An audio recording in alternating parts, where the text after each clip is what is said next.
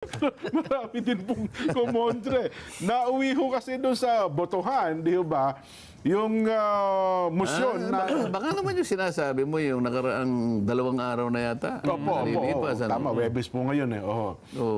Ako naman nagsadya din sapagkat parte naman ako ng kamara na kinakailangan nating bigyan ng panahon Opo. ang lahat ng importanteng bagay na sinusulong bilang batas. Ang Opo. ating national budget ay isang batas po yan. Kaya pag yan po ay na-approve, kung tutuusin mo, yung kabuuan niya na isang cheque lamang yan din. Opo. Diba? Yan ang check na may pinakamalaking ano, Yan amount. ang cheque na pinakamalaki ang halaga. Opo. At ang checking yan ay patungkol sa kung paano ipamamahagi sa lahat ng ahensya ng gobyerno at kung paano ito gagamitin sapagkat ang paggamit niyan ay nakaukol lamang sa interes ng bawat isang mamamayang Pilipino. Kaya dyan, sa umpisa ng plenary debates, siguro sasali ako doon kung ang pag-uusapan ay yung interes ng aking sektor na kinakatawan din, yung urban poor. Opo, urban poor. Magtatanong ako ng mga ilang tanong doon. At ipinaalam ko na sa kanila ang magtatanggol ng unang budget. Opo. DBCC ito eh. Ito yung Development Budget Coordinating Council. Ito yung cluster ng economic agencies ng ating pamahalaan. Binubuo ng 4 na importanteng economic agencies. DBM, Department of Finance, NEDA, at saka ang Central Bank. Opo. Ito yung economic cluster. Ngayon, kinakailangan nating makapagtanong ng mga ilang bagay para maunawaan ng ating mga kababayan punto por punto. Opo. Hindi ko na muna sasabihin ng aking mga itatanong para sa ganun ay doon na lang po natin makikita kung paano po nila sasagutin ang mga tanong na may kinalaman po sa pamumuhay ng bawat isang Pilipino. So yun ang pinakasentro ko. Yun ang pinakasentro. Yung Kasi pamumuhay ng mga tama. ang aking sektor, alam mo naman, mulat-mula pa, yung kapwa ko mahihirap. Opo. Nanggaling ako sa mahihirap, hindi ko kinahiyayan. Kaya nga hanggang ngayon, binabalik-balikan ko yung ginagawa nung ako ay nasa kabataan pa. Kaya hindi ko makalimutan yung pagtatanim na yan eh. Yan. Hindi mo mayaalis sa akin yun sapagkat yun ang aking kinakatawang sektor. Opo. So pipilitin ko na ibaling doon. Dahil bawat isa sa amin, lalo na yung party list, may kanya-kanyang sektor na nire-representa, may kinakatawan doon. Opo. So gusto kong malaman yung bahagi ng aking sektor doon sa cheque na yon na naglalaman ng ating national budget, ang total ay 6.325 trillion pesos. Hindi pala sa isang partikular na tanggapan o ahensya kung di ba usually yung pagka nagkakaroon ng plenary debate, ang tanggapan ng DNR, DA, etc. Di ba Kasi ang tawag dito, general principles eh. Ayun, sa general principles yun kasi po. ang pinakalayo, yun kasi ang basihan ng lahat ng pagkakalatag nito eh. Opo. Nandoon ang pinagkunan nito eh. Nandoon yung sentimiento kung bakit ang bawat isang ahensya ay binigyan natin ng kani-kanyang parte sa budget upang matupad yung sinasaad ng ating mga general principles na kinakatawan ng 4 na economic clusters. So, ang magiging, kasi tinapos na po yung sa committee level, ito sa plenary na ito, ang pagkakaayos o pagkakahanay ng pagtalakay ay base sa pagkakaayos din nung... Ganon din ang mangyayari. Kasi yung inuna, briefing. Opo. Kaya briefing sapagkat ang magpapaliwanag o magtatanggol ng kanilang yung rasyonal nila sa likod ng mga numero sa kanilang budget ay yung mismong ulo ng agency, ng ahensya. Head ng agency, tama po. Ngayon, pagka yun ay lumampas na doon, ang pagdidepensa na ay hindi na sila kung hindi ang mga kinatawan na kinauukulan na magdepensa ng budget nila. Yan, opo. So, kapwa niyo mambabatas ang titindig na. Mambabatas na. Yes po. Sila ay mga mambabatas na kinabibilangan ng Appropriations Committee. Kasi sila yung pinakabida rito eh. Opo. Magmula sa chairman, sa vice chairman, marami ito eh. Ayun. Yung mga vice chairman na higit pa sa 50, palagay ko ganon, karami, isa-isa silang bibigyan ng toka. O ikaw, ang ididepensa mo, National Defense. Yan, Okay? yan din. Ikaw naman, Department of Trade and Industry. Ikaw, Agriculture. Ikaw ay DAR. Yun namang mga, alam mo ba, agriculture, may pamilya naman yun eh. May mga maliliit na ahensya naman sa ilalim nun. So siya rin ang balik kakatawan doon sa mother department at saka yung mga anak ng departamento na yun. Hanggang sa katapos-tapusan, merong magdidepensa. So meron ding magdidepensa sa opisina ng Pangulo at magdidepensa sa opisina ng pangalawang Pangulo. Ang pagkakaiba lang, hindi na yung Head ng agency ang head ng magdidepensa. agencies. Kung hindi, yung mga kinatawan na kagaya ko na nire-represent ang Appropriations Committee ng Kamara. So yung kasi parang ini-imagine ko kung yung tagpo na yon na sinasabi yung doon kayo titindig, ito yung sektor ng economic ng Hindi kasi yun ang kapag kasi naidepensa mo, Opo. doon na-approve kasi plenary action ito. yun na nga po, isa plenary na. So oo. kapag na-approve na, kunwari, ikaw ang vice chair ka ng appropriations. Opo, yan. Ang naitalagang idepensa mo ay Philippine Sports Commission. Ayan, At PSC. kung ano-ano pang nandun. Kapag naidepensa mo na yon at wala nang gustong itanong yung mga mambabatas na nagtatanong sa'yo, ay a-approvein sa plenary na ang budget mo, Jen, Opo. ay sinang-ayunan na ng plenaryo. Ayun. At tapos na. So palakpakan na yon. Opo. Ibig sabihin, sa ganang amin, tapos ka na. Ngunit ikaw ay tatawagin pa nung kabila.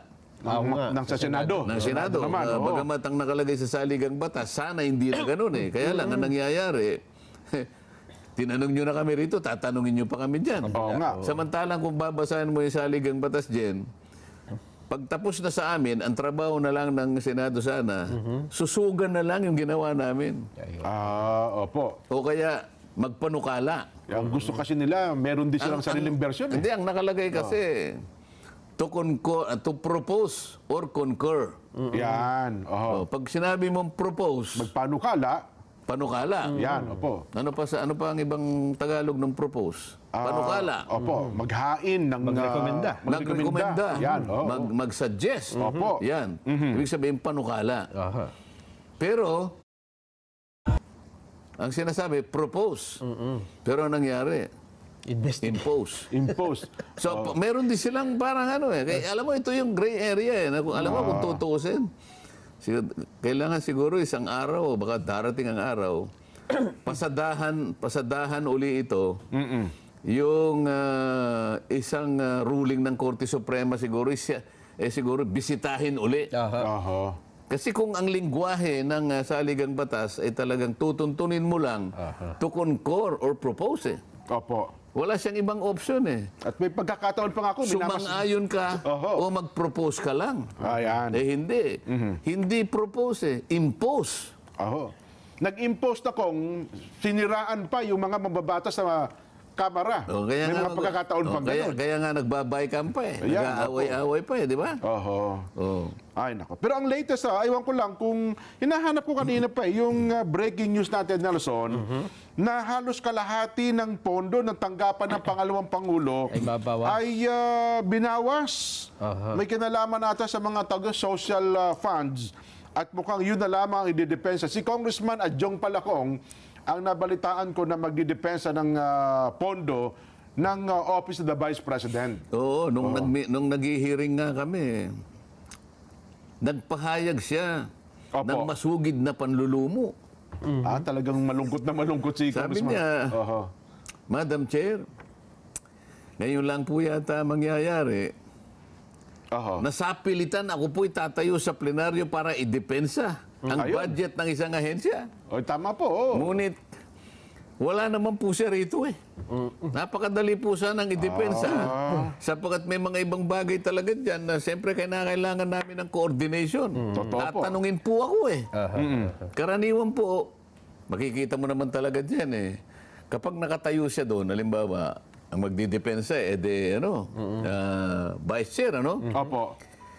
Yung head ng agency o kung sino man yung inatasan, merong nasa likod nung nagdidepensa. Yun ang pangunahing nasa likod ko. Binubulungan ka. Yan, opo. Kung paano mo sasagutin. So naintindihan ko yung kanyang kalungkutan yung panlulumo niya at saka siguro yung kanyang siguro may konting pag-aalala Opo. Dahil nag-iisa siya doon Sino yung bubulong sa akin ngayon?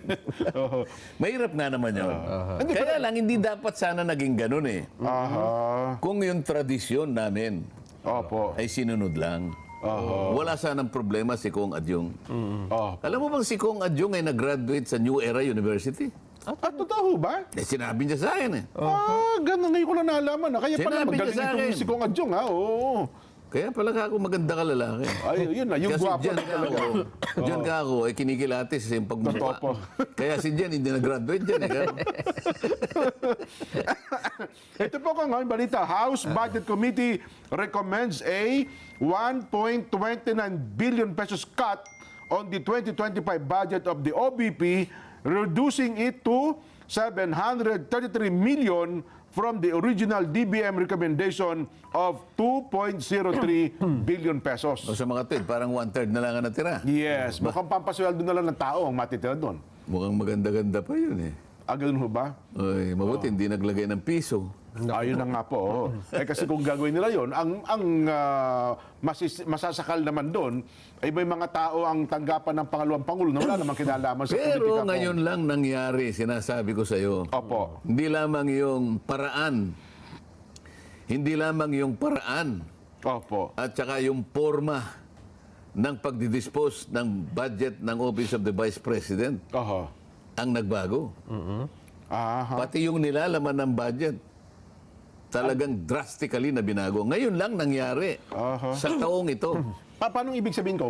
Hindi namin maintindihan yun. Yung paano binago po? Yung paglalaanan? Magkano ba talaga yung rekomendasyon ng DBM? 2.03 billion po. Pagkaraniwan, hindi ginagalaw yan. Yan ang sinasabi ko. Okay. Base do sa umiiral na tradisyon Ang na sa natira- matagal na panahon, Oho. pinangangalagaan at ino-observe ng mga miyembro ng House of Representatives. Ang natira po, 733 million na lang. Niwala 1 billion kong Kaya nga, halos 1/3. Opo, tama kayo. Nako, May kaugnayan dyan sa tinatanong mo sa akin kanina. na, Pwede ba natin kamong oho. i-discussion? Ayun na nga po kong. O kung gusto ng ating mga kababayan i-discuss, ba? Hindi kasi nasanay ang mga tao ko. In fairness, sa lahat ng vice president. Ito naman, Nelson, kay kalaban, kay hindi magkapartido yung dalawang leader ng ating bansa, usually naman talaga maraming kababayan tayo humihingi din ng tulong sa tanggapan ng pangalawang pangulo ko. Kaya meron din siyang mga pondo na nilalaan sa kanya sa mga social funds, di po ba? Oh. Wag na yung office ng Vice President dyan. Opo. Kami nga na members ng House of Representatives. Tama kayo. Hindi po namin tungkulin yung magbigay po kami ng ayuda. Oho. Meron pong nangyayari na ganyan kung ipadadaan sa amin yon. Pero kinakailangan po nating ipaliwanag, wala po sa gawain namin yon. Wala po yun sa sinumpaan namin. Ang sinumpaan po namin tungkulin, katawanin po namin kayo upang ang interes po ninyo ay palaging nadidinig at palaging napuproteksyonan. Kaya lang hindi mo sasabihin mo, halimbawa, pumunta ka sa isang nasalantang lugar dyan, Nelson. Opo. Alam mo naman binaha, halimbawa. E di nagpunta ka ng Marikina. May dala-dala kang isang kahon. Unang-una, tinitingnan yung kahon mo Palagay ko. Isang kahon lang po. Ano kaya gustong patunayan itong Congressman Nelson Lubaw na to? Oho. Alam na niyang binaha tayo rito, parang nakikita ko isang kahon lang. Opo. O edi, magsisimula kang magsalita ngayon. Pinabuksan mo yung kahon. Ang laman nun ay yung mga panukalang batas na naisulong mo. Para wag mong buma, itong panukala ko. Ha? Ipinali. bago ka pa matapos mo yung ano, baka wala ng tao eh. Disgrasya. Baka binato pa Mga kababayan, may dala po akong kahon dito. Meron kayang maniniwala sa'yo? Hindi lang yung paniwala. Meron kayang makikinig sa'yo na nagpunta ka doon sa harap ng bagong pangyayari sa buhay nila na nakanganga sila, talagang walang-wala dahil sila'y nabaha. Ang pangunahin nilang inaasahan sa'yo, maghatid ka ng kahit anong may pantatawid nila sa buhay. Pantawid. Pero ang talagang gawain mo, Nelson, totoo naman eh. Kaya mo ginawa yon sapagkat ito po ang aking mga panukalang batas na ito po lahat ay para sa inyo. Bago mo pa matapos yung una. Yung una pa lang. Kasi ang dala-dala mo siguro mga 2,500 pieces of legislation kaya isang kahon eh. Opo. Isa pa lang. Palagay ko wala ng taong makikinig sa iyo eh. Ano ang ibig ko sabihin ngayon? Pangkaraniwan na, aasahan ka ng kababayan natin, maging isa ka ring tulay namin. Tingnan mo din ang kalagayan namin. Kaya nga kung minsan, kinikilala na rin namin, o sige ikaw, bigyan mo rin kami para tulungan ka namin na idaan sa ano at matulungan ka namin pagtulungan nating ibigay sa tao ang pangunahing pangangailangan. Pero kailangan nating ipaliwanag, hindi po yun ang aming pangunahing gawain. Opo. Ganon eh. Ngayon, ini-imagine ko pa lang kung natitindig isang congressman, yun ang sinasabi, natatawa na ako eh. Parang gusto kong hilahin, huwag kang tumuloy dyan. Mga kababayan, Ang mangyayari na Baka yun kuyugin ka ng tao doon, pag gano'n. magiging parang sitting duck. Opo. Kumbaga sa gera din. Opo. Alam na ng kalaban mo, wala ka ng bala eh. Ha? Tama po. Naghihintay ka lang, katapusan mo na kanya. Kasi kabisado nila sa laki ng hayaan mo siyang magpaputok mauna. Bilang nila yung bala mo. Magkano ang binigay? 700 million? 733 million ang natira ko. Pang ano lang, pang sweldo. Ha? Pambili lamang ng pagkain. Wala na siyang pambili ng bala. Sa palagay mo ba? Palagay mo ba magtatagumpay yung opisina na yun sa kawalan mo ng bala? Tatawanan ka nung kalaban mo. So, paano ngayon yan? Ganun ba yung ano? Ganun ba yung layunin? Aba, tandaan mo, Nelson, ang opisina niya ay pangalawang pinakamataas sa ating pamahalaan. Ganun ba ang pagtuturing mo? Na ganun na lang ang tingin ng tao sa kanya? Ganun ba yung gusto mong gawin? Baka maawa ang tao sa kanya. Nako, yun ang delikado. Ang mga Pilipino pa naman kong kapag ka-underdog, kinakaawaan, ay kukuha ng simpatya po yan. Paano gagawin mo? Talagang maawa sila dyan. Yan, Kailangan ba niya sabihin sa tao, pasensya na po kayo? Totoo naman eh. Pero baka ang mangyari dyan, ang magpupuno ng pagkukulang na yon, mga tao na nag-aalala na baka maging kawawa ang kanyang figura sa pananaw ng taong bayan. So, maaaring gumawa sila ng para, sige, mag-donate na lang tayo. Bigyan natin siya rin mula sa atin na tayo nang magkusang mag-donate para yung nawala sa kanya, punuon na lang natin. Ganun ang mangyayari siguro. Anyway, siguro doon sa part naman ng siyempre may mga tao din po na nagkokomento. Di ba dapat din naman talagang alamin natin kung saan nila ginugol ang mga pera, pondo ng taong bayan. Kasi perde naman ng taong bayan yan eh. Hindi ba karapatan din naman naming malaman kung saan niya po yung ginugol? Lalo pa nga meron pong report na hawak sila ng partikular na po ang Commission on Audit na lumilitaw na parang hindi nagastos ng tama yung pondo kong. Sana. Sana. Totoo naman yun eh. Sana kung ang layunin talaga'y ganun lang. Na talagang, halimbawa, pag sinagot mo ng ganun, huminto ka na doon sapagkat naipaliwanag niya na. Ayun. Ganun kaya ang magiging katapusan nito? Nakikita mo eh. Ulit-ulit. Iba na yung ano eh. Iba na yung paraan. Hindi na yung magtatanong para malaman mo eh. Nagtatanong para magpahiya ka na eh. Madali namang kwentahin yun din. Tama. Ngayon, bago mangyari yun, meron tayong inaalagaan na tradisyon. Yun ang aking yun ang aking gustong malaman sa mga kasama ko sapagkat sa tagal ko na sa Kamara din. Sinabi ko nga sa kanila eh. Ano ba yung point of entry ko rito sa House of Representatives? 2004. 2004. Yes po. 13th Congress. Ngayon, 19th Congress na tayo. Bilangin ninyo. Sa haba ng panahon na yan, ilang vice president na yung nakita ko Opo. kung ang pag-uusapan ay yung Opo. pag-approve ng kanyang budget. Di ba? Ayan. Dumaan si dumaan si Vice President Binay. Opo. Dumaan si Noli de Castro. si Opo. Leni Robredo. Opo. Oo. Palaging ganun eh. Oho. Pati Pangulo. Pangulong Duterte, Pangulong Pinoy, Pangulong Gloria Macapagal Arroyo. Oho. Palagi ang sinasabi, pagka budget na ng presidente o pangalawang Pangulo, Your Honor, in line with the time-honored tradition of the House of according courtesy to the office of the President, ganun eh, I move Opo. to terminate the consideration of the budget of the office of the President. Palakpakan na yun dyan. Ay, opo. Alam mo ang basihan doon, alam mo yung batayan, yung kaukulang paggalang sa opisina ng dalawang pinakamataas Opo. na leader ng ating bansa. Alam mo, pwede mo pang idagdag yun eh. Maski na yung hudikatura. Sa opo. Palaging ganun din. May nagtatanong parang lang, formalidad eh. Opo. Formalidad. Hindi. Pagkatapos ngayon, Oho. bakit mo iibahin? Pinaalala ko nga sa kanya, Madam Chair, nakalimutan mo na ba? 2022 budget. Ha? Noong 2022, tumayo ka ako si Congressman Nonoy Libanan, yung ating minority leader. It took him only 13 minutes. He moved to dispose the consideration of the OBP budget. At dagli-dagli rin naman tumayo ka ako yung majority leader, Manix Dalipe, Opo. para sigundahin ang kanyang motion.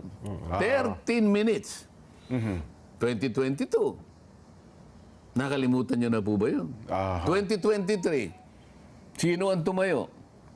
The presidential son, Sandro Marcos. Senior Deputy Majority Leader. Opo. Anong sabi niya? Ganun din. In line with the time-honored tradition well kept by this House, I move to terminate the budget of the OBP. Oho. Nag-object si Franz Castro. Opo. Makabayang black ng time na yun. Opo. Oh, the objection was so revolting. Opo. I object. Ganun-ganun eh. Talaga alam mo naman sila eh. Opo. Ha? May kamay pang ganun. I object. O de, pag may objection sa rules namin, let us divide the House. Ayan. O dinivide. O sino po kanya ang sasang-ayon dun sa objection ni Franz Castro, itaas po niyo yung kamay. Opo. O silang tatlo lang ang nagtaas. Oho. Sino po yung sumasang-ayon sa motion ng ating Senior Deputy Majority Leader na ipahinto na po ang pagtatanong sa budget ng opisina ng Vice President? O, botuan lahat. Opo. So, natalo yung objection. Objection. Opo. Anong ibig sabihin yan? In-uphold ang tradition. Ayun. O, bakit ngayon? Tinanong ko, Madam Chair, ito po bang tradisyon na to na ating pinangalagaan sa mahabang panahon, katapos-tapusan nga, 2022, inaalagaan pa natin, 2030, pinalagaan. 2024, bakit po ang nangyayari, hindi na po natin igagalang ngayon. So ano pong katwiran? Bakit sinagot naman ni Chair Kim Bokong na nung tinanong niyo siya, ang sagot niya, opo, ginagalang pa naman po natin yan. Di ba yun po naging sagot niya kung may problema? Hindi ganun sagot. Oho. Sabi ko, are we now setting aside or discarding this tradition? Oho. Okay, yun ang unang tanong, gago. If we are discarding this tradition today, is this committee authorized to do that? Okay. Opo. O, sabi niya, short answer to both questions. The answer is no. O ibig sabihin, ginagalang pa rin natin Opo. ang ating tradisyon.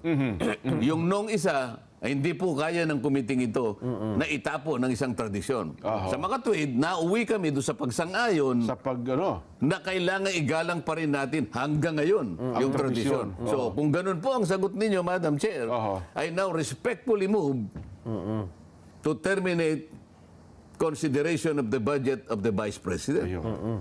Ang problema, In line, hindi ko na sinabi yun kasi nandun na yung premise eh. Total, ginagalang pala natin ang tradisyon na yan ay now move. Ito, nag-object na naman yung Makabayan Black. Let's divide the house. yan. Ang nangyari kabaligtaran eh. Nabaliktad nga po ang pangyari ko. Hindi sila bumoto sa akin. So, ibig sabihin, ayaw pa rin nilang igalang yung tradisyon. Hindi na sinunod. Ibig Bagamat sabihin, sinasabi nung... lip service eh. So yung kanilang pagkakasabi na ginagalang nila ang tradisyon, yung gawa ay kabaligtaran.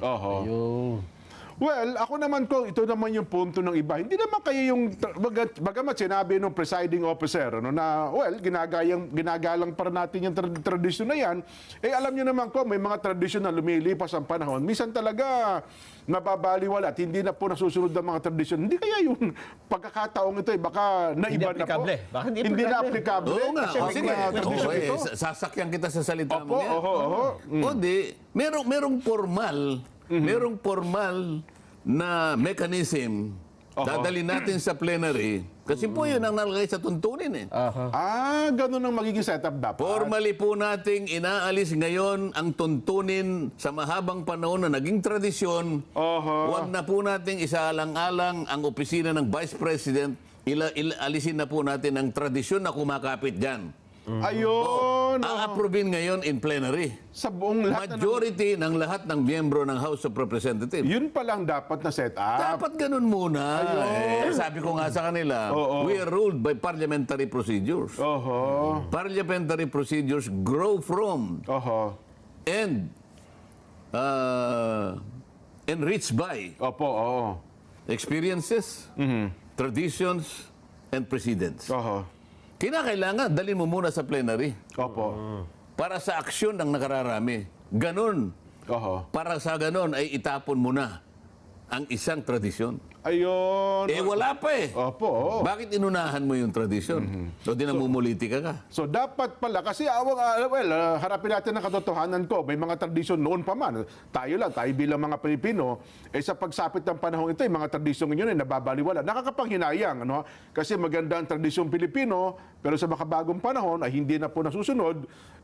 Ngayon, dito sa pangyayari ito, kung yun pala, at ang tradisyon, kung gusto natin palitan, baguhin na nito. Ang kabuuan pala ng Kongreso dapat na magpasya. Nakasulat kasi sa tuntunin eh. Ayun. Kasi kung tinanong nila ko doon, dala-dala ko yung the rulings of the chair. Sabi niya, ipakikita ko sa kanila. In order to break that tradition, sabi niya, it has to be supported by the majority of the members of the House of Representatives. Ang ibig sabihin nun, plenary. Committee yung committee lang kami. Kaya ang tanong ko, ito bang committee ito? Merong otoridad para itapon yung sabi niya, no. Kaya nga, natuwa ako ngayon. Kaya parang ganyan ang sagot niya. So sa magawit, sumang-ayon pala sila ngayon. Kaya natuwa ako eh. If that is your answer, Madam Chair, I now respectfully move. Kasi ang alam ko, bumalik na kami sa tradisyon eh. Ibig sabihin, magpapasakop na sila, magpapatali na sila sa tradisyon, wala nang magtatanong. Tama? Tama. Di nag-move na ako. Objection kanila. Di natuwa naman ako. Alam ko, pag nag-object, kagaya din ang nangyari nung nakaraan, na wala yung objection na yun, hindi pinakinggan ng objection, ang pinakinggan yung motion pa rin. Alang-alang. Alang-alang sa pagsunod do sa tradisyon. O wala rin eh. Kung sabi ko, double standard. Yung sinasabi mo, taliwas sa ginawa mo. Well, ako kasi kami ni Nelson, hindi po kami mambabatas, hindi namin alam yung rules na gano'n. Kasi kung ang pag-uusapan po ay tradisyon, kung ako si Congresswoman Sheila Kimbo, nung time na yun, baka sabihin kong, hindi na po natin susundin ang tradisyon na yan sa araw na ito. Kasi iba po ang sitwasyon ngayon, iba po ang sitwasyon noon. So, sasagutin ko lang. Yun. Sino ka? Yun palang mangyayari. Ikaw ba? Oho. ay may karapatang sabihin mo yan sa pansarili mong opinion. Ayun. Oho. Kasi ko nga, yan din po ang sentimiento na napakarami sa social media. Kasi nga, hindi nila naintindihan yung rules na yan, ha? Kaya nga natin pinapaliwanag. Yun, opo. Tingnan mo, halimbawa, sa mga batas natin, may tinatawag na landmark decision. Landmark decision. Kaya Opo. sinasabing landmark decision, yung desisyon na yon, napakalaki ng naging epekto sa lipunan. Oho. Isang matibay na desisyon na ginawa ng Korte Suprema. Pero pagkatapos ng 30 taon, 50 taon, babaguhin yung landmark na yun eh. Oho. Pero merong isang desisyon na gagawin para baguhin yun. Opo. Isang panibagong landmark. Gagawin niya ngayon. We are reversing that landmark decision. Isa sa mga desisyon na yan, ibigyan natin ng paghalimbawa. Ayun, kaya pala. Merong mga naunang desisyon, siguro 30-40 years ago. Opo. Naalala mo yung isang relihiyon na kung tawagin ay Saksi ni Jehovah. Ito, for purposes of discussion. Walang intensyong anuman. Walang Opo. intensyong ano man. Parang magliwanag sa atin Yes, kung po. paano pinapalitan. Dito, Korte Suprema na pinag-uusapan. Opo. Kayang palitan, pero gagawa ng panibagong ruling. Okay. Doon, mga siguro 1950s or what, ang nakalagay doon, kasi hindi sila sumasaludo sa bandila. Opo, labag sa kanila yun. Labag sa kanila yun. Paniniwala nila. Flag racing. Meron silang sinisitas na talata. And sabi ng Korte Suprema, ganito yan eh. Yung hinihingi na paggalang Opo. ng ating saligang batas, hindi naman katapat ng sinasabi ninyong pagsamba. Hindi paggalang lang naman ang ibig sabihin. Ibig sabihin, sumaludo ka Opo. sapagkat Pilipino ka. Opo. Bahagi ng paggalang yun. Yun ang ruling noon. After 30-40 years, binago. Okay. Meron silang karapatan kasi tuntunin ng kanilang paniniwala. Sa makatwid na okay. baligtad. Mas nanaig. Bakit ko sinasabi ito? May pagkakataon na baguhin yun. Opo, Ngayon, opo. balik tayo sa tradisyon namin. Papayag ako, bakit hindi? Pero kinakailangan idaan lahat. Oho. Sa isang mekanismo, halimbawa, ang una kong gagawin, sige, total, gusto nyo magbago na lahat. Unahin na natin ang pagbabago dito sa mga komite. Ayan. Oho. Meron tayong tradisyon dito, pagka magsisimula na yung interpellation, yung unang-unang magtatanong, palaging miyembro ng minority. Ayan. Opo. Kahit Kondisyon niyo po talaga yan. Totoo. Kahit na ikaw ang pinakahumuling dumating. Opo. Oho. Kahit hindi ka nagpalista. Basta't ang unang isipin mo, ikaw Miyembro ng minority. nakaupo ka ron alas 7:30 ng umaga. Pero hindi ka miyembro ng minority. Opo. Hindi. Majority si Opo, Nelson. Nelson, oo, halimbawa. Ikaw minority ka. Si Nelson majority. Kauna-una siya Pero dumating. si Nelson dumating 7:30 ng umaga. Opo. 7:30. Nagpalista ka 7:30. Si Jen dumating 9:30. Miyembro ko ng minority. Kararating mo lang, minority ka. Mukhang magiging congressman tayo dyan. Okay? Siyempre, oh. Kung tutuusin mo, Dapat si Nelson ang mauna doon. siyempre, nauna ng 2 oras sa iyo eh. Nauna ako eh. Pero dahil sa tradisyon, Oho. palaging ikaw. Ayun. Sasabihin ko ngayon, alisin na yung ano na yan. Tradisyon yan. First come, first serve dapat. Kung sino yung nauna nagpalista, yun na lang. Dapat. Yun Nakasalig yung kako sa tuntunin. Oho. At yan ang pinakamakatarungan. Bakit ako nagpapasakop dyan kahit masakit ang loob ko? Kunwari, masakit ang loob mo, Nelson, di ba? Masasakit din naman ang loob mo talaga. Ano nga eh. Oho. Napapasakop ako, sabi ni Nelson, kahit medyo naiinis ako. Opo. Sapagkat pumayag ako na magpatali sa tradisyon dahil member ako ng House of Representatives. Oho. Tama. Gusto nyo tanggalin na natin yan? Tanggalin na natin lahat yan. Oho. Kasi ngayon, actually, kung kahapon ng komentaryo namin, ang banggit namin, meron talagang mga tradisyon na hindi talaga akma ngayon. Well, kung ganyan pala ang rules ng Kongreso, Dapat pala, gumawa sila muna ng paraan. paraan na para binago. maalis ang tradisyon na yan. Tingnan mo, halimbawa. Oho. Halimbawa, ikaw naman, Jen. Congressman Jen Subarjaga. Nagpalista ka, nag-deliver ka ng privilege speech. Opo. Siyempre, may interpellation yan. Opo. Biglang nagpalista ito. Oho. I-interpellate ko yan. Kunyari, hindi kayo magkabalahibo, no? Opo. Oo. Kasi inupakan mo yung inupakan mo yung distrito niya. Oo. Siyempre, tatayo ito. Siyempre, oo. Ngayon, ikaw naman, gagamitin mo yung tradisyon. Oho. Gagamitin mo yung tradisyon. Bigla kang umupo. Hindi ka nasasagot sa anumang katanungan. Hindi ka na mapipilit natanungin ka pa ni Nelson. Ayun. Tradisyon yun eh. Pag umupo na, hindi na pwedeng piliting patay. Oo, yun ang unwritten rule. Yun. Kapag umupo, yung pala taong mga ganung nag-deliver rules. ng Oo. privilege speech, Wala na kahit ano pang gawin mo, Wala na. ha? Kahit pumunta ka pa sa speaker, wala kang magagawa. Tradisyon yun. Hindi ako pinayagan magtanong sa So, kanya. nakakaintindihan tayo siguro. Ayun. Ngayon, Opo. sabi ng Vice President, tayo, pinag-usapan natin, level lang ng congressman. Eh, di ba? Opo. Kung tutusin, sa tingin ko, mas mababa naman tayo kaysa sa Vice President. Okay. Sabi ng Vice President, Madam Chair, I forgo my opportunity to defend the budget of the office of the Vice President by Opo. question and answer, and instead, I will leave it. I will leave it to the House of Representatives to decide such a proposal as presented. Ayun. Ang ibig sabihin niyan, parang umupo siya. Ayun nga. Ayaw ko na pong idepensa. Ayun nga. Hindi mo ba igagalang yun? Pati ba naman yun, hindi mo igagalang? Pangalawang Pangulo ng ating bansa. Sinabi niya, bahala na po kayo. Oho. Pati ba naman yun, hindi mo pa igagalang? Ayun. Eh kung yung umupo Oho. kung tutuusin mo may pagkabastos yun dyan. Bakit ka Totoo. mo? Ni walang kasagot-sagot, biglang umupo pero hindi mo mapipilit na bumalik doon. Ayun. Hoy, bumalik ka doon, may tatanong ako sa'yo. Nag-privilege speech ka, inupakan mo ako, tapos bigla kang uupo. Hindi ba kung tutuusin may pagkabastos yun? Mali nga naman yun. Kasi alam mong tatanungin ka niya. Opo, oo. Medyo mahihirapan ka sa mga tanong niya dahil hindi naman kayo magkabalahibo Oho. Ang gagawin mo ngayon, uupo ka na lang na basta. At pagiti-ngiti ka pa. Ayun. Pagiti-ngiti ka pa eh. Pangisi-ngisi pa. Oo. Pero wala kang magagawa dahil tradisyon. Ayun. Oho. O ngayon, paano ngayon? Tanggalin na natin lahat ng mga tradisyon na yan? Dapat siguro, Kong. Kasi mukhang hindi na akma. Gaya ngayon. Ang komento nga namin kahapon sa isang simpleng tradisyon noon, na marami na pong tradisyon talaga na hindi na nasusunod sa kasalukuyan, Kong. Baka naman yung tradisyon sa Kamara na ginagawa nyo dati, baka kinakailangan na rin baguhin sa mga Oo susunod nga, pa. pero merong formal na ceremony. Mayroon pa lang mga proseso, Madali may namang gawin. mekanismo. Halimbawa, nagpulong-pulong kami.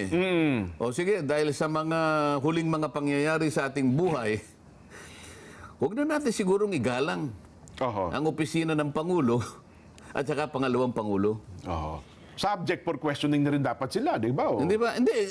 Ganito, parang hindi na tama. Kunwari, ganun. Opo. Oo. Kailangan pagtatanungin na rin natin ang opisina ng Pangulo. Kasi sa mahabang panahon, hindi nga natin na itatanong. Halimbawa, nag-usap-usap kami. Huwag na nating isaalang-alang yung paggalang, yung kaukulang paggalang, pagtatanungin natin. Opo. O, gagawa tayo ngayon ng isang ceremony sa plenary yan. Oho. O, merong mag-move. Mr. Speaker, I move that the time-honored tradition of refusing to ask questions in deference and respect to the office of the President and the Vice President, we have to set aside that tradition Oho. Okay. because it is inconsistent with the provision of the Constitution, particularly public office is a public trust. Yan. Halimbawa, Opo. ganon. Yun ang linya. O, Opo. debate ngayon. Debate. Opo, Pagkatapos ng debate, pagtalunan natin ngayon, those who are in favor of disposing the time-honored and well-kept tradition of the House since time immemorial, say aye. O, Ay, ano. ay. Mahina. Yung nay, ayaw ka. Walang mangyayari. Pero kung malakas yung ay, tapos ang tradisyon. Ayun. Hindi yung nandito lang kayo. Sino ba kayo dyan? Committee lang tayo? Kayo ba? Kayo ba ang kabuuan ng House of Representatives? Oho. Para hatulan ninyo kung ano yung mabuti sa atin? Oho. Well, ako ko nga, ang dapat din nating mapalutang dito, yung binanggit ninyo, wag natin tignan yung tao, kundi ang dapat natin tingnan ay yung tanggapan. Oo nga, kasi siminate, sabi nila. Siminate like. Sabi ko, you may not like, sabi ko din, you may not like You may the not- person occupying the office. Oo. You may not want her presence here. You may not want the kind of answers that she provides to you. Opo.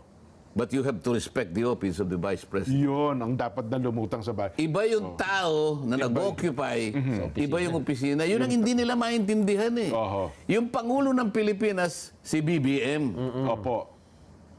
Kung ayaw mong igalang si BBM, bahala ka sa buhay mo. Pero yung opisina na yun, Bilang Pangulo ng bansa, yung tanggapan Pangulo ng bansa. Oo, tama. Anong klasikang mamamayan hindi mo igagalang ang opisina ng Pangulo? Oho. Opisina ng pangalawang Pangulo? Oho. Kaya nga sabi ko sa kanila, we are defined by the traditions that we proclaim Oho. and that we keep. We are supposed to be honorables. Why do you think you are supposed to be called honorables when you cannot even honor the traditions that we keep Oho. since time immemorial? Nak. Mabuti na lang, walang sumasagot. May sumasagot doon parang kung sino-sino lang. Bubulong-bulong na lang po yung iba. Natabig ko pa yung isa. Umalis ka nga rito ako, hindi mo alam ang pinagsasabi mo. Seryosong pinag-uusapan doon, bigla na lang siyang papasok doon eh. Huwag ka naman papasok ng kaalanganin na gano'n. Mahalata ka naman na parang nag-aagaw atensyon ka lang. Kung saan nagkakagulo, bigla kang papasok. Hindi ka, alam niya kasi close sa inyo. Barkada niyo naman Alam yun. ko naman yun. Kaya lang, kung minsan yung pasok niya mali. Ayun, opo. Kasi ngayon, viral na rin kayo sa TikTok ko nga. Yung, kasi di ba, Sheminette, yung iba. Yung sa inyo naman, Yuminette. Yuminette. Opo, Yuminette. Yun ang viral. Kaya natutuwa din naman kami. Kahit pag ganun viral. Ay, nako. Anyway, Kong, napakarami nating di pangkaraniwan na nakasubaybay ngayon sa atin sa social media. Teka muna, napabayaan mo yung ating mga nakasubaybay na naghihintay sila ng tanong mo. Mas gusto nila makinig ngayon eh. Mas gusto nila atang pakinggan kung ano ang mga gusto nyo sabihin, Kong eh. Oh. Pero teka lang, bago lang tayo magtanong, kasi nga naman, ang report din naman ng COA kung ang pinagbabatayan, hindi ba dapat din namang ipaliwanag ng anumang tanggapan? Huwag na natin tingnan yung pangalawang Pangulo, yung mga report na nakita ng COA, Kong. So, mabuti. Oo. Mabuti na itanong mo yan. Kaya nga bumalik ako eh. Nung pagkatapos nung alingas-ngas ng umaga, Opo. na umabot ng halos katanghalian na yun eh. Opo. Nung maipahayag ko na yung aking sentimiento, bumalik ako sa opisina ko, medyo malayo-layo yung RBM kasi dyan eh. Opo. Kakain ako kasi hindi ako makakain sa meeting eh. So doon na ako kumain. Pero actually, konti lang ang kinain ko eh. Nandun pa rin kasi yung pagkainis eh. Pero kumain naman ako. Tapos, naalala ko na meron pang naiwan dun sa COA. Sabi ko, sige kako, balik tayo ron sapagkat naipalista ko yung pangalan ko. Mabuti din naman yun para sa ganon. Kasi nga, yung mga lahat ng tanong na gusto nilang itanong ay nakabase doon sa tinatawag na intelligence and confidential funds. Yes po. Oho. Kaya ang pasimula ko doon sa COA, kung na-subject sa notice of disallowance yung intelligence funds ng Office of the Vice President. Opo, sabi niya. Pero ang gusto ko sanang mapansin ng mga kasama ko, ang kauna-unahang layunin ko doon para mapansin ng mga kasama ko eh. Opo. Pangalawa, yung nakikinig na taong bayan, Maunawaan din kung bakit ganun yung pagtatanong ko.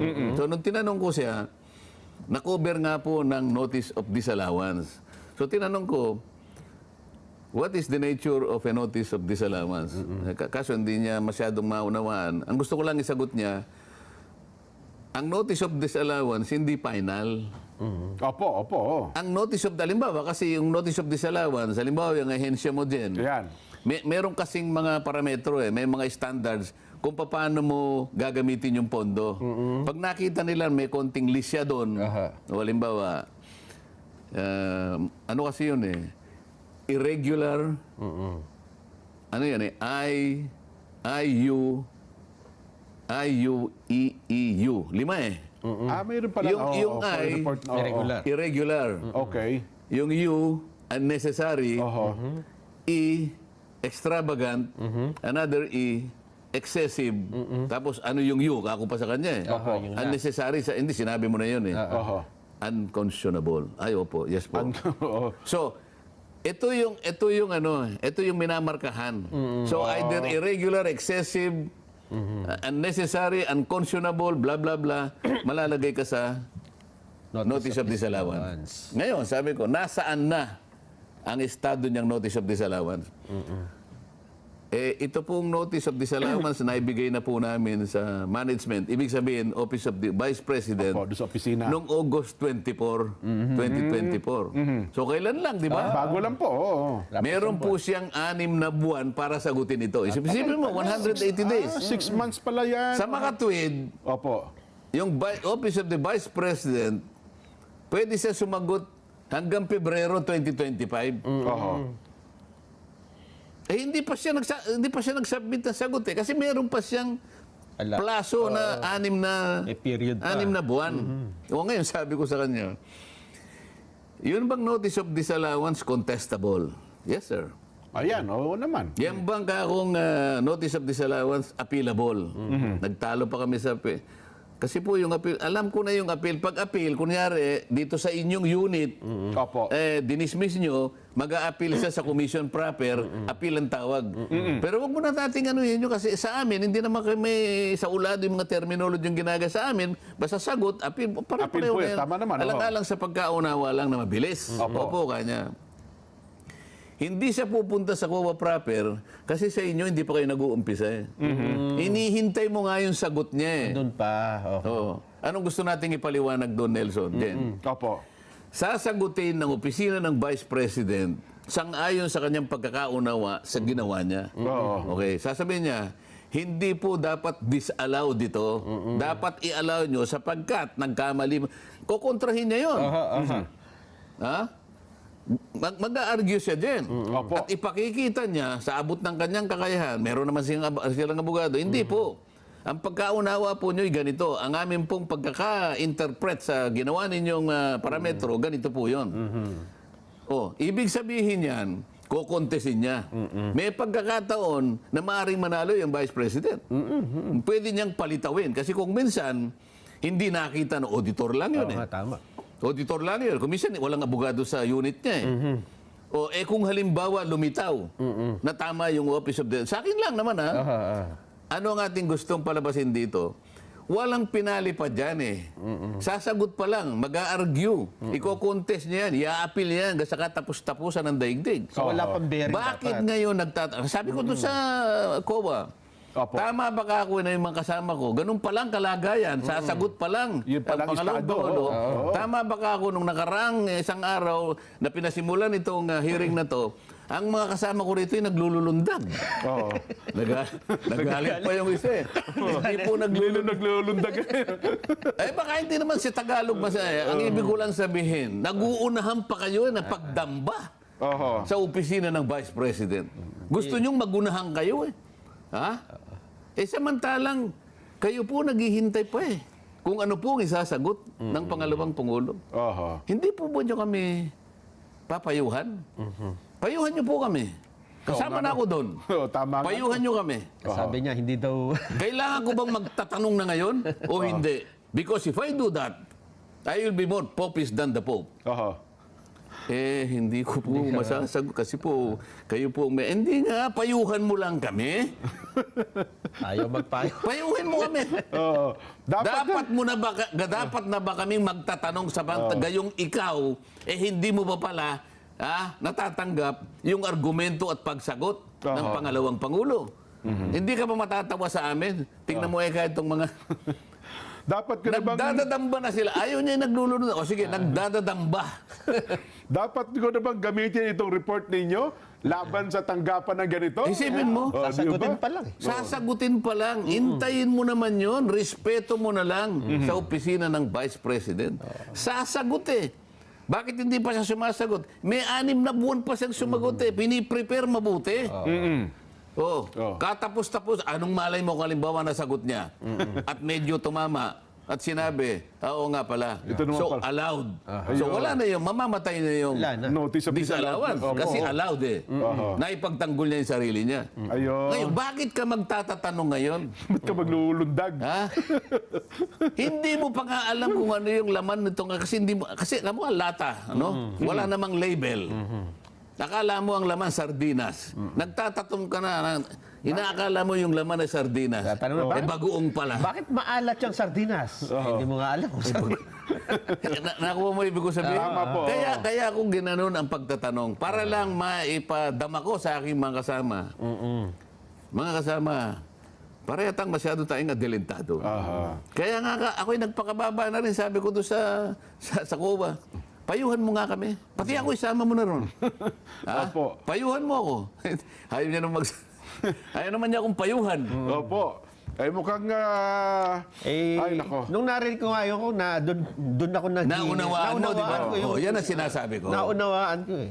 Oho. Sabi ko, ganun palang sitwasyon. Yun pala ang proseso. Kasi kung di kayo Yun ang nagsalita, estado. ang imahe dyan, Oo. merong katiwalian, merong yun nga, Parang pinagtatakpan. na hindi sinasagot. Kasi nga mayroon ng notice eh. Parang Paano ganun kung natin. halimbawa, humaba itong usapin na to? Halimbawa, nakaharap yung COA. Opo. Mr. COA Representative, Madam COA Representative, sino po ba sa amin dito sa kabuuan ng House of Representatives ang merong notice of disallowance? Nako, lahat po, malamang. Kaya sabihin niya, mawalang galong na po sa inyo, sir. Opo. 99% po meron kayong notice of disallowance. Lahat ng Ano mababa- kaya? Totoo. O paano ngayon? Yun ang malaki, totoong katotohanan kong. So nagtatanong ka tungkol sa disallowance na hindi pa sinasagot, samantalang ikaw ay meron din? Pati Makabayan Black ko, meron yan. Oh, merong nakasulat sa Biblia eh. Oho.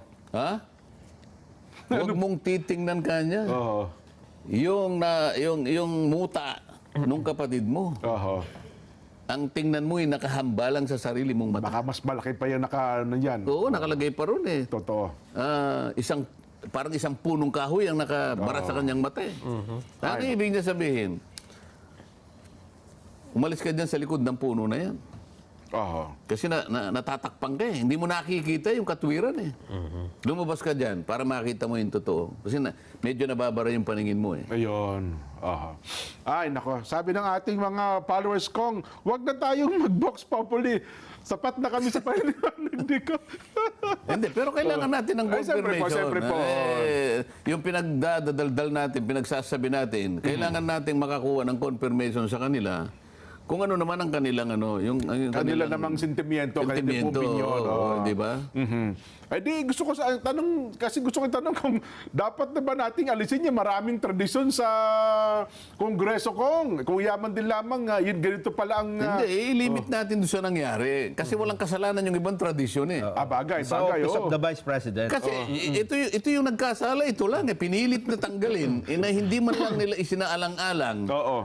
Yung pag-aalaga sa maraming taon, sa mahabang taon, Oho. bigla na lang nilang kinalimutan nang wala namang kaukulang pagpapaliwanag. Ayan. Kaya nung tanong ko, what is the reason? Wala sumagot eh. Oho.